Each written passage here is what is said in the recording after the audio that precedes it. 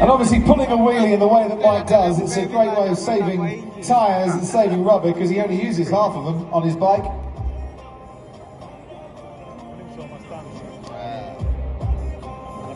Let's make some noise, please, Doha, for these two brilliant riders.